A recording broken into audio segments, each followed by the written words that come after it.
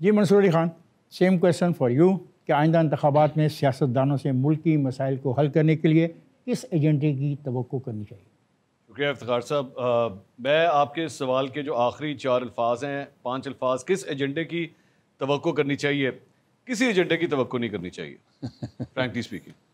और उसकी वजह यह कि 76 साल में इन सियासी जमातों ने, इन इदारों ने, इस मीडिया ने पाकिस्तानी अवाम को फेल किया है, नाउमीद किया है, कुछ नहीं दिया। आप एक बच्चा होता है जो अगर वो पाकिस्तान में पैदा हुआ है, उसके उर्दू स्पीकिंग या पंजाबी स्पीकिंग माँ बाप हैं, आप उसको चंद सालों के बाद अगर एक्सपेक्ट करना शुरू कर दें कि वो अंग्रेज़ी बोलना शुरू हो जाएगा बग़ैर सीखे, बग़ैर प्रैक्टिस किए, ये बेवकूफ़ी है। पाकिस्तान में ये पूरा निज़ाम जो है वो गैर जमहूरी ताकतों के ज़रिए चलता आया है। ये तमाम सियासी जमातें जो हैं वो गैर जमहूरी ताकतों के वतन से पैदा हुई हैं, और अब आप उनसे ये एक्सपेक्ट करें कि ये जमहूरियत के लिए जो है वो राग अलापना शुरू कर देंगी। मैं इनसे कोई एक्सपेक्टेशन नहीं करता। मैं उनसे राग अलापने की तवक्को नहीं करता। बात पूरी होने दें, मेरी पहले पूरी बात होने दें। दूसरी बात ये कि आप आज इन इलेक्शंस, क्योंकि आपकी ये ट्रांसमिशन इलेक्शन से मुतल्लिक है और आपको आइडिया भी है कि आज की ये अवाम जो है इस इलेक्शन प्रोसेस से, इस किस्म की ट्रांसमिशन से, ऐसी डिबेट से किस हद तक दूर हो चुकी हैं। They do not even want to take it आना चाहिए उनको, ये नहीं लेके आना चाहिए जी, उनको वापस लाना चाहिए इन इश्यूज पे या नहीं? वो मुझे नहीं लगता कि अब आएंगे। आपका ख्याल क्या? वो अगर आपको ये मौका मिले तो आप क्या करें? मैं सबसे पहले तो ये जितनी सियासी जमातें हैं, आपको इस पूरे निज़ाम को इस तरह तब्दील करना पड़ेगा कि ये अरब पतियों का एक मुकाबला चल रहा है। वो जो कैमरामैन है ना, वो जिस दिन आपके साथ खड़ा होकर इलेक्शन लड़ सकेगा ना, उस दिन मैं कहूंगा कि आपने इलेक्शन लड़ा। आप ये कहना चाह रहे हो कि हमें लोकल बॉडी सिस्टम लाना चाहिए, जो कि कोई नहीं लाना चाहता। नहीं, आप नहीं, मैं आपको लफ्ज़ दे देता हूँ जी, अच्छे बात बन जाए। आप ये तजवीज़ कर रहे हो कि सियासी जमातों को मुकामी हुकूमतों की तरफ जाना चाहिए ताकि कैमरामैन जो है ये भी इलेक्शन लड़। कैमरामैन, स्टूडेंट, ड्राइवर, कुक, तो आप जो आम अफराद हैं जिनकी तनख्वाह 40,000 30,000 है, वो भी ये कह सके कि हाँ मेरे जेहन के अंदर भी एक साइट है, एक विजन है और मैं इलेक्शन लड़ना चाहता हूं, लेकिन वो नहीं लड़ सकता। आपको पता है वो हारेगा। पाकिस्तान में आज तक कितने सियासतदान, मुझे ये बताइए, आपने इलेक्शन में उनको जाली डिग्री के ऊपर नाअहल किया, आपने उनको तोशाखाना के ऊपर नाअहल किया, आपने उनको बेटे से तनख्वाह ना लेने के ऊपर नाअहल किया। पाकिस्तान के अंदर कितने सियासतदानों को आपने इस बात पे नाअहल किया कि तुम्हारी इलेक्शन के ऊपर ये लिमिट थी पैसा खर्च करने की, लेकिन तुमने 50 लाख रुपए खर्च किए, तुम्हारी ऐसी की तैसी तुम्हें नाअहल करते, किसी को नहीं किया और ना आप करेंगे। इसलिए क्यों नहीं करेंगे? नहीं करेंगे। ये पॉलिटिकल पार्टी से अगर वो इसलिए में क्योंकि नहीं कर सकती, क्योंकि आपने कहा कि एजेंडे की तवक्को किससे करनी चाहिए। एजेंडे की तवक्को इन सियासी जमातों से नहीं। इस असेंबली के अंदर भी एक साहब बैठेंगे दूसरे फ्लोर के ऊपर और पूरी असेंबली का एजेंडा आपको सेट करके दिखाएंगे। जी प्रोफेसर रऊफ, आपकी तरफ आता हूँ। सवाल वही है कि आइंदा इंतखाबात में सियासतदानों से मुल्की मसाइल को हल करने के लिए किस एजेंडे की तवक्को करनी चाहिए? अभी तक जो डिबेट हुई है, आपने इनकी बात सुनी, ये कहते हैं कि एजेंसियों का रोल ख़त्म होना चाहिए। मीर साहब ने कहा कि ये बातें तो बहुत करते हैं, मिसाक़ जमहूरियत पर ही अमल कर लें, और इन पार्टियों के जो अपने पिछले मंशूर हैं उन्हीं पर अगर अमल कर लें तो बात आगे जा सकती है।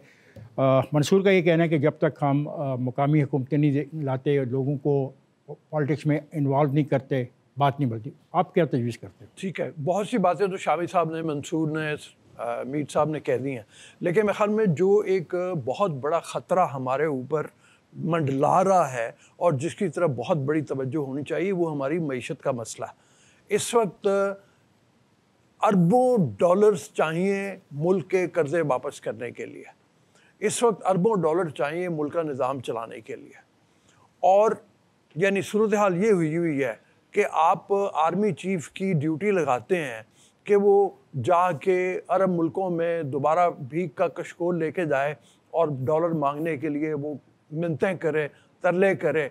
तो आप जो बात कर रहे हैं कि आर्मी की या इस्टेब्लिशमेंट की जो इंटरफेरेंस है वो ख़त्म होनी चाहिए, तो आप इससे अंदाज़ा कर सकते हैं हाइब्रिड निज़ाम चलते हुए एक ज़माना हो गया। उस हाइब्रिड निज़ाम से जान छुड़ाना मेरे ख्याल में बड़ा आसान नहीं है। क्या कर बड़ा, आप भी तो सोचते हो घर में बैठ के कि यार इस निज़ाम को तब्दील करें। अपना इधर ये दोस्त जो बैठे हैं, मंसूर भी सोचता है, मैमुल भी सोचती है, सजाद मीर साहब है, बरलास बैठा हुआ है, सोचते हैं। आप क्या सोचते हैं? आप क्या तजवीज़ करते हैं कि अगर आपसे मैं मशवरा करूं, मैं एक पार्टी का सरबराह हूं, आपको मैं बुलाता हूं खाने की दावत पे कि आइए मेरे साथ एक खाना खाएं, तो आप मुझे क्या सजेस्ट करेंगे कि मैं अपने मंशूर में किन चीज़ों को शामिल करूँ? मैं तो जैसे कह रहा हूँ कि ये तो चीज़ें हैं ही, यानी आपको इंटरफेरेंस इदारों की बंद करनी चाहिए, ये तो है ही मौजूद।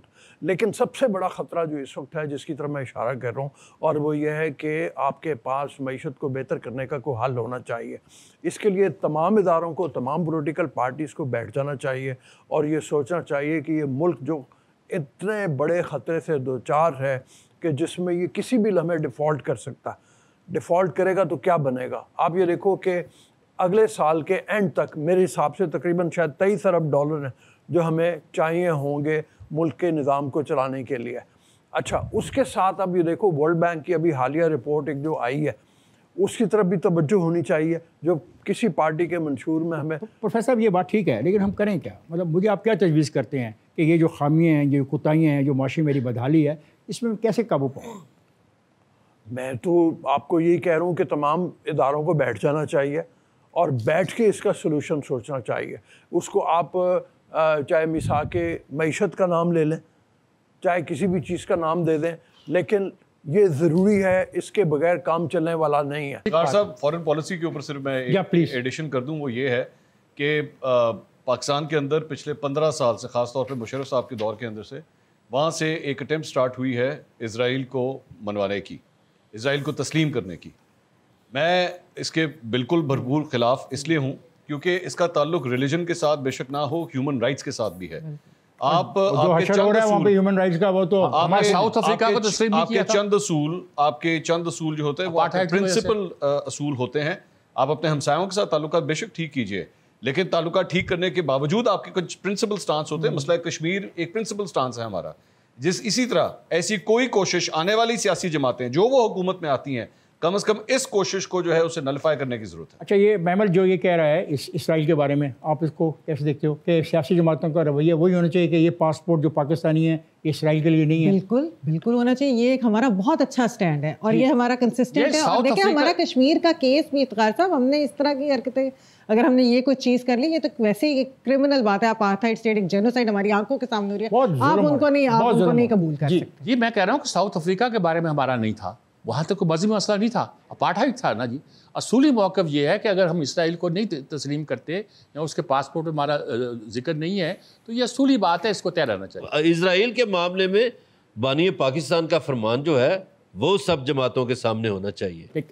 तो हमने आज तक ना तस्लीम किया ना हमारा इरादा है कोई वोट दिया। मतलब ये ना, मतलब तो ये हमारा सब 6 शुरा का ये ख्याल है, ये मुतालबा है कि पाकिस्तान की सियासी जमातें आइंदा आने वाले इलेक्शन में इस मामले पर वैसे मेरे ख्याल सियासी जमातें, उनका भी इसके ऊपर यही है कि वो नहीं करेंगे। एक और चीज़ ये कि यहाँ पर बहुत ज़्यादा इस तरह की बात फॉरेन पॉलिसी की जब होती है ना, इंडिया के साथ जब हम नॉर्मलाइजेशन की बात करते हैं या कोई चीज़, तो आगे से कह दिया जाता है कि कश्मीर का सौदा कर दिया, गद्दार।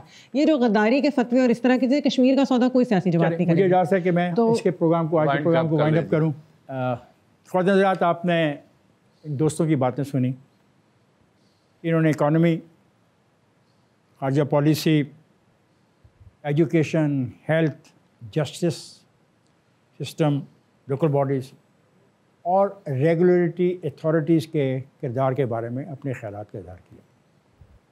हम उम्मीद करते हैं कि आने वाले इंतखाबात में जिन ख़यालात का इज़हार यहाँ पे किया गया, सियासी पार्टियाँ उस पर गौर करेंगी और कोशिश करेंगी कि अपने मंशूर में इनको शामिल करें, ताकि हम एक ऐसे पाकिस्तान को बनाने में कामयाब हों जो हम सब का पाकिस्तान हो, जो गरीबों का भी पाकिस्तान हो।